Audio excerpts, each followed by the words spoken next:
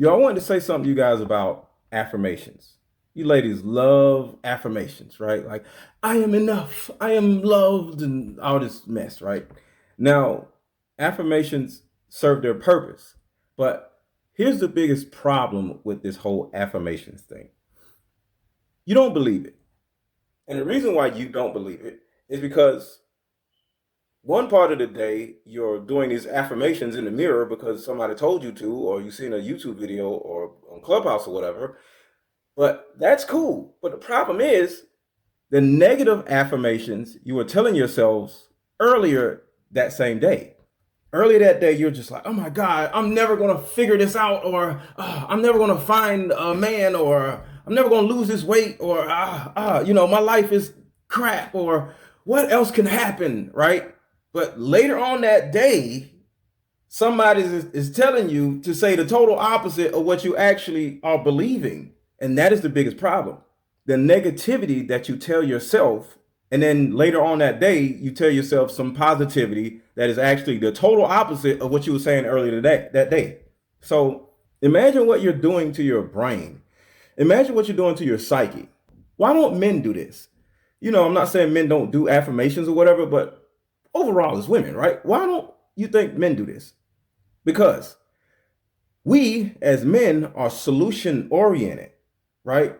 We don't just go falling all over the floor, like, oh my God, my life is over. And then go in the mirror later on like, I am a king. Anybody got time for all that? We are solution oriented. So when something goes on in our lives, instead of just going crazy and whining about it, we actually say, how can I fix this? What needs to be done for my narrative to change? So it's about a solution.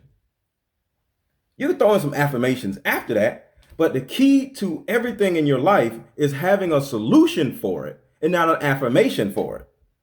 So I want you to think about how often you fall all over the floor complaining and whining about your job or whatever happened, or you just literally feel like you're not enough, or you have all these insecurities early in the day, and then all of a sudden you're powerful. Y'all love saying I'm powerful, right? You weren't powerful earlier, but now you're powerful. You're doing something to your psyche.